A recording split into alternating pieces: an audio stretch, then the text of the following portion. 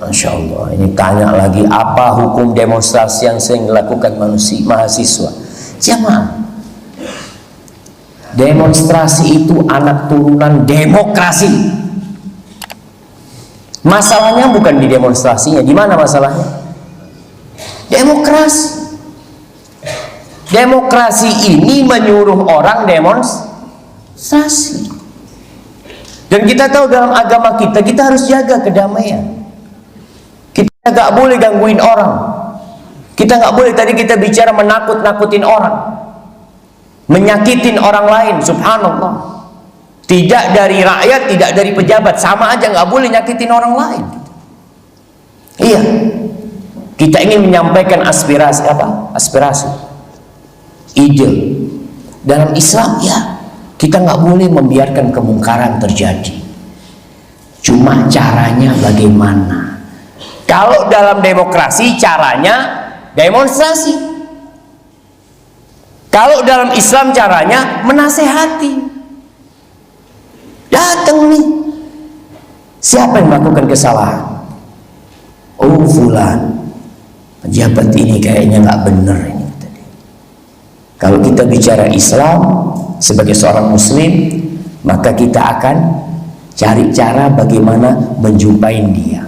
Karena ujung-ujungnya demonstrasi nanti apa? Ya ketemu juga sama yang di demo tadi. Oh, dikasih apa? Dikasih ruang untuk bertemu, untuk ngobrol, untuk menyampaikan aspirasi. Cuma karena sistemnya demokrasi, keluarnya demonstrasi. Sedangkan kita enggak pakai demonstrasi, langsung menasehati. Itu yang dianjurkan dalam Islam. Berangkat, datang siapa?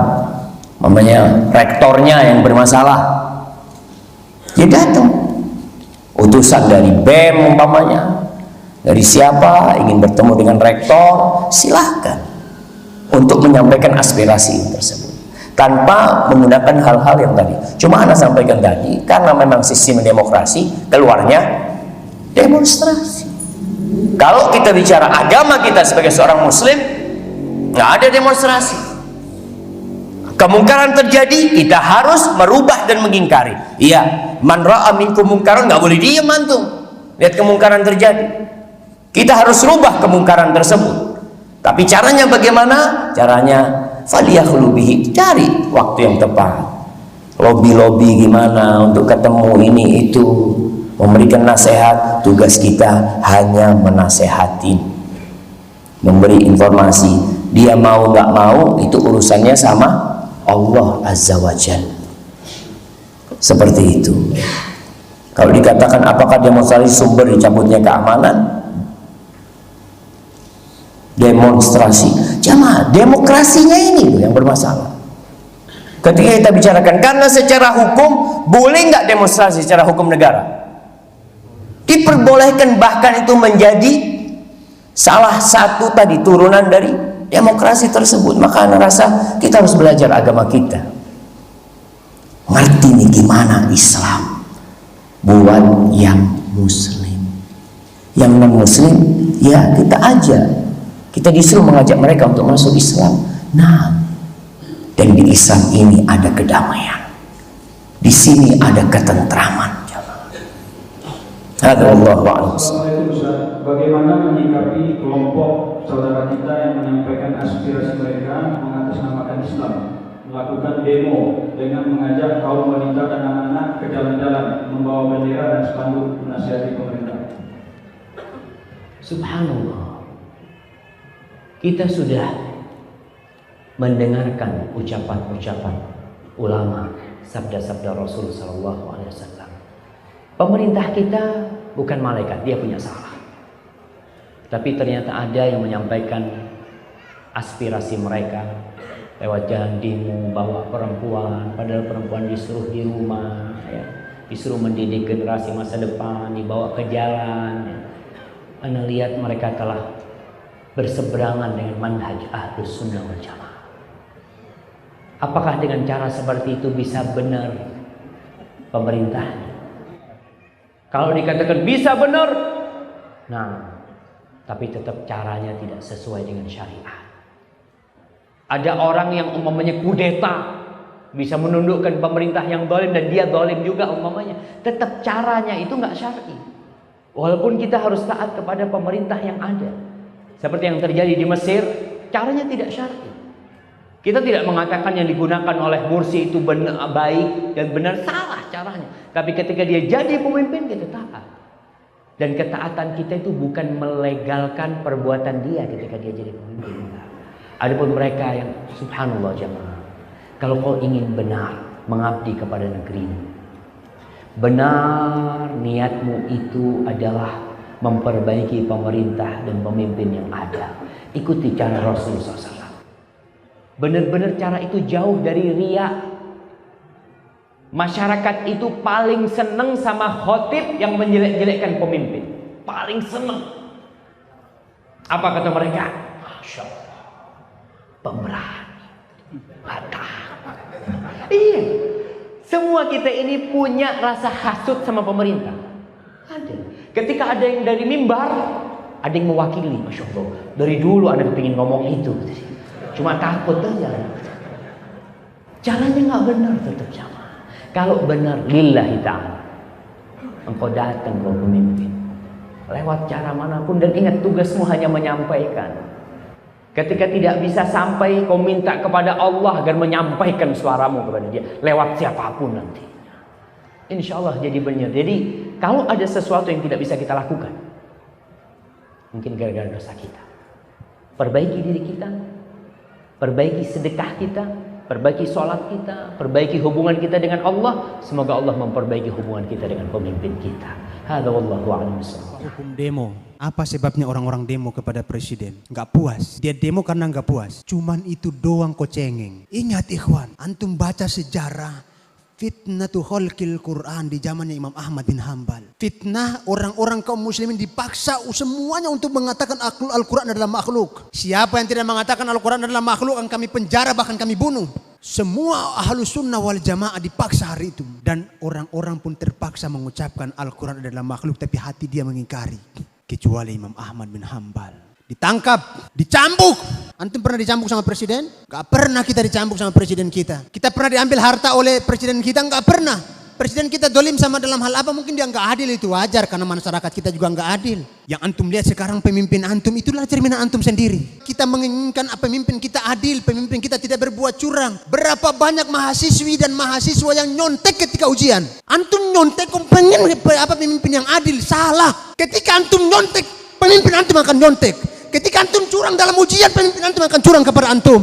Jadi kenapa antum demo? Yang adalah kita memperbaiki diri kita, membenahi diri kita. Jangan sampai keadaan itu lebih buruk daripada setelahnya. Berapa banyak mahasiswa-mahasiswi yang nyontek ketika ujian, toh dia mengharapkan untuk pemimpin yang adil. Yang angkat pemimpin siapa? Yang nyontek tadi. Yang nyuri tadi yang nyontek. Yang kerjasama tadi yang angkat pemimpin. Bagaimana pemimpin kita mau jujur? Bagaimana pemimpin kita mau adil kalau antum yang angkat pemimpinnya? Sekarang kita kenapa demo? Kenapa kita protes? Jujur ketika anda lihat orang-orang demo itu benci kali anda sama. Bukan anda benci kepada orang Islam, tapi anda benci dengan perilaku mereka demo. Ingat Imam Mujahid ketika menafsirkan ayat doa orang-orang mukmin, waja'alna lil muttaqina imama, dan jadikanlah untuk kami Allah pemimpin-pemimpin yang bertakwa di antara kami. Apa kata Imam Mujahid? Kalian tidak akan mendapatkan pemimpin yang bertakwa illa antasluka maslakal muttaqin, kecuali kalian berpedoman sebagaimana pedoman orang-orang yang bertakwa, baru kalian akan mendapatkan pemimpin yang bertakwa. Sampai-sampai para ulama kita mengatakan apa?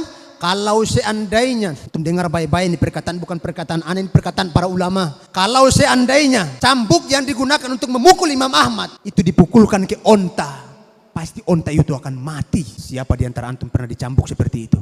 Itu babak belur ini semua Imam Ahmad ini. Ulama yang punya jutaan umat, yang punya jutaan pengikut. Sampai muridnya ketika melihat tadi itu mengatakan apa? Wahai Imam Ahmad, kalau seandainya kau memerintahkan kami untuk bunuh dia, kami akan bunuh dia. Bukan sekedar demo. Orang-orang dulu lebih berani daripada kita. Kalau seandainya kau mengatakan kepada kami, wahai Imam, untuk menghunuskan pedang untuk kami berontak, kami akan memberontak kepadanya. Apa kata Imam Ahmad bin Hambal? Kalian harus sabar dan taat kepada pemimpin kalian. Kita belum ada apa-apanya ikhwan. Belum seberapa cobaan yang ada. Ada yang mengatakan, Ustadz kalau kita diam saja negara kita ini jadi apa? Ustadz kalau kita diam saja agama Islam ini mau dikemanakan? Dulu pertanyaan ini pernah ditanyakan kepada Nabi. Salah seorang sahabat bertanya, "Ya Rasulullah, ketika dikatakan oleh Nabi akan datang di akhir nanti, di zaman-zaman setelahku nanti, para orang-orang yang berjasad manusia tapi berhati syaitan, pemimpin-pemimpin yang zalim kepada rakyatnya, yang tidak berbuat adil kepada rakyatnya." Apa kata Nabi Muhammad SAW? Nabi tidak mengatakan kepada dia, "Kalau kau diam saja, agamamu nanti mau dikemanakan." Tapi Nabi berpesan kepadanya. Apa kata Nabi?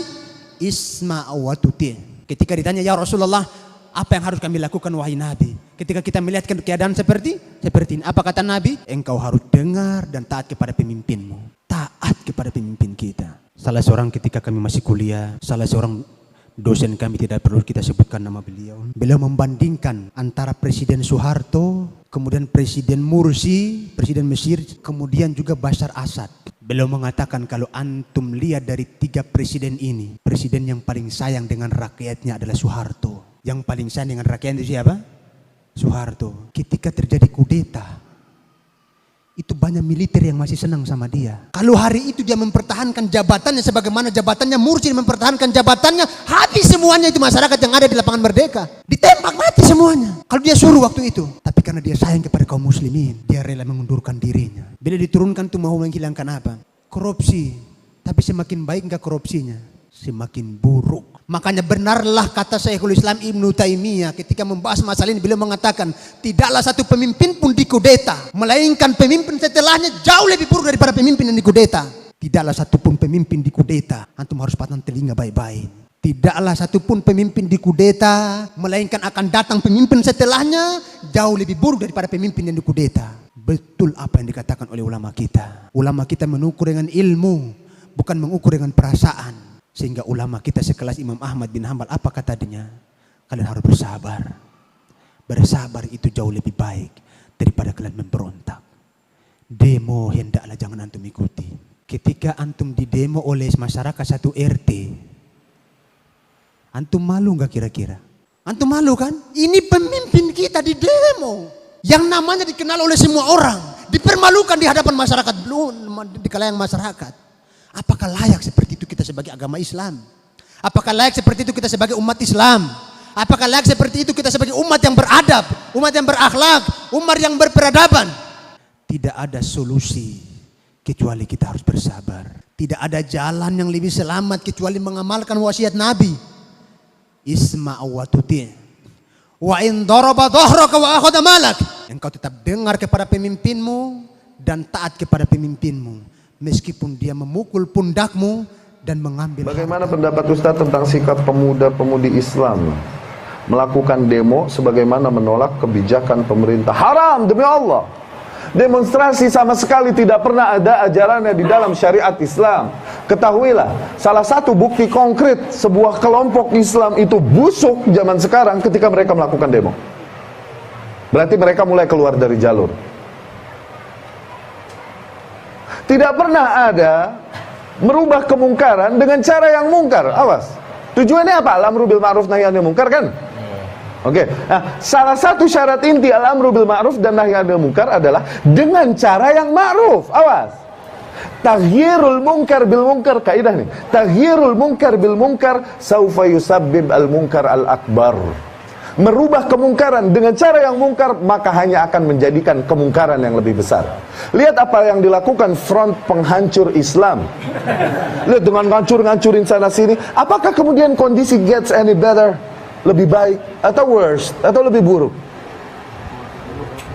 Demonstrasi ini haram demi Allah, nggak pernah dihalalkan di syariat Islam. Dan lihat demo dari zaman ke zaman, berapa ribu kali, dengerin. Berapa ribu kali demonstrasi untuk Palestina dilakukan di setiap negeri di muka bumi, iya gak? Oke, kondisi Palestina mendingan? Berapa ribu kali demonstrasi anti korupsi di negeri kita, iya gak? Iya gak? Mendingan gak korupsi sekarang? Sejak kapan? Sejak kapan demonstrasi dapat menjadikan yang ada maslahat umum yang lebih luas terganggu? Yaitu apa? Orang mau cari nafkah terhambat dan lain-lain. Serahkan kebijakan kepada pemimpin. Serahkan kebijakan kepada pemimpin, biar dia menentukan apa yang ditentukan. Seraya doakan kebaikan bagi pemimpin. Sudah, semoga Allah memberinya petunjuk, semoga Allah memberinya rasa takut kepadanya, dan lain-lain. Jangan, demonstrasi tidak pernah dihalalkan di dalam syariat Islam, haram. Cara menasihati pemimpin, barakallahu fiik. Cara menasihati pemimpin, banyak doabitnya di dalam Islam. Cara menasihati penguasa, banyak ketetapan dan syaratnya. Pertama, apakah kau punya jalur untuk menasehatinya? Kalau tidak punya, jangan maksa. Satu. Kedua, menasehati seorang yang bukan pemimpin saja harus, kalau bisa, bainaka wa bainah, yakni berdua aja. Jangan kau bongkar aib di depan umum. Jangan kau nasihati di depan umum, aib. Bukannya menerima nasihatmu yang ada menentang itu. Apalagi seorang pemimpin yang wibawanya, harga dirinya harus dijaga. Iya gak? Kemudian apabila kau nasihatinya, maka kau telah melakukan apa yang wajib atasmu. Sudah, dia mau terima mau enggak, hatinya di tangan Allah. Kau enggak punya kewajiban untuk memaksa dia, menyeret-nyeret dia. Ini yang sering kali keder nih. Kenapa? Ngikutin gaya kafir dalam melakukan perubahan, yaitu apa? Revolusi, reformasi. Reformasi apaan? Apaan yang direformasi ini negeri? Maka agar bertaubat orang-orang yang pernah melakukan hal-hal demikian. Karena itu bentuk pemberontakan, bentuk khuruj, bentuk melesatnya dirimu dari Islam, sebagaimana melesatnya anak panah dari busurnya. Ya, aneh juga pernah begitu.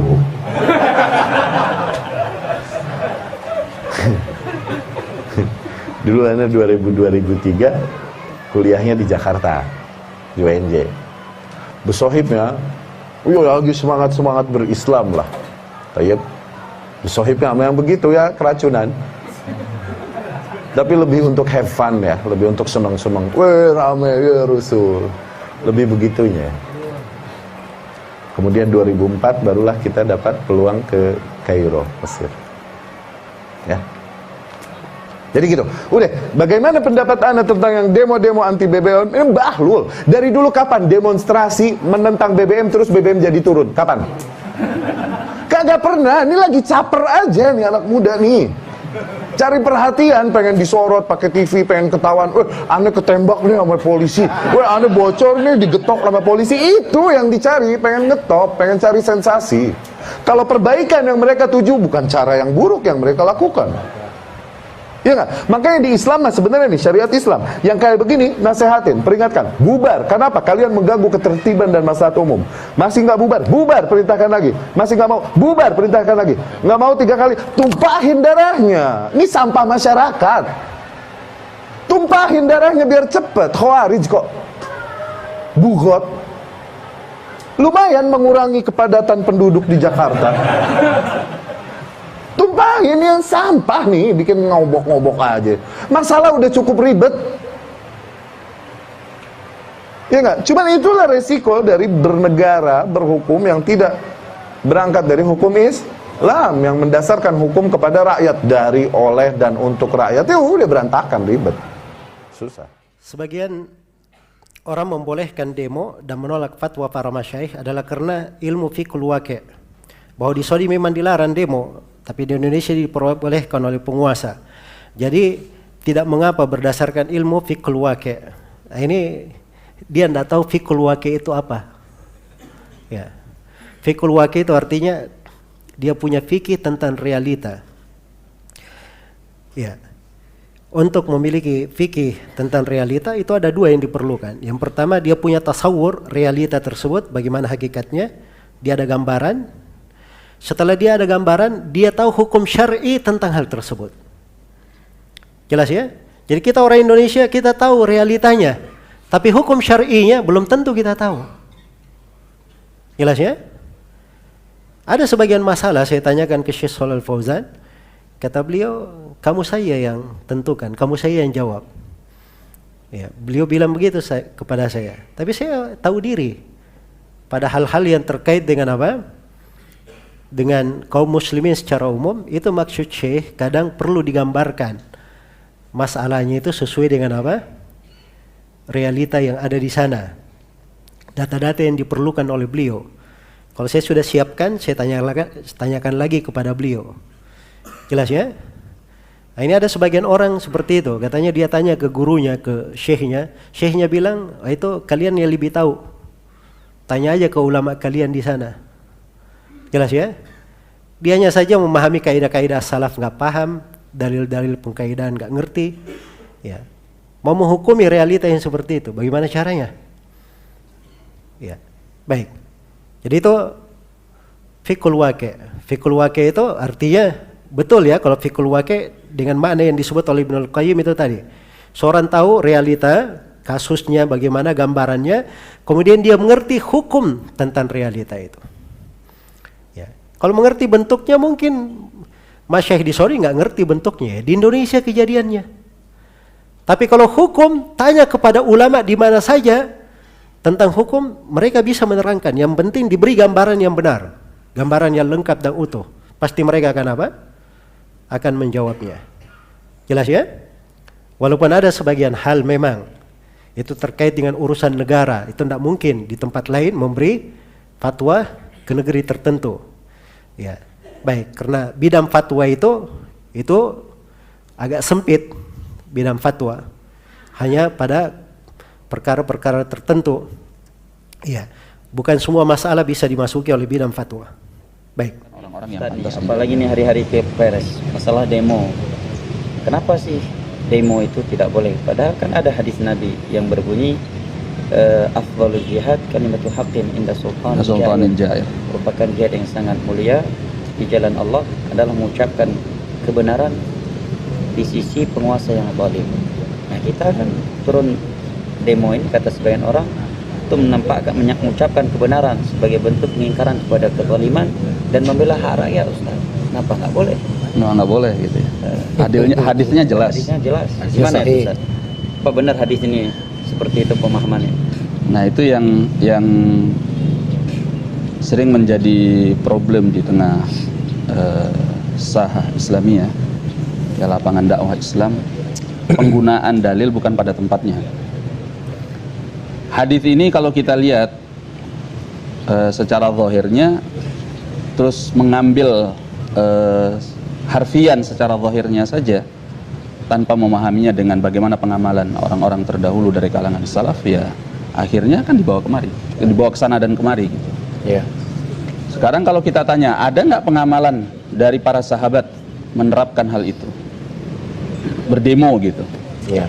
Yang kedua dari kalangan tabi'in, dari atba'ut tabi'in.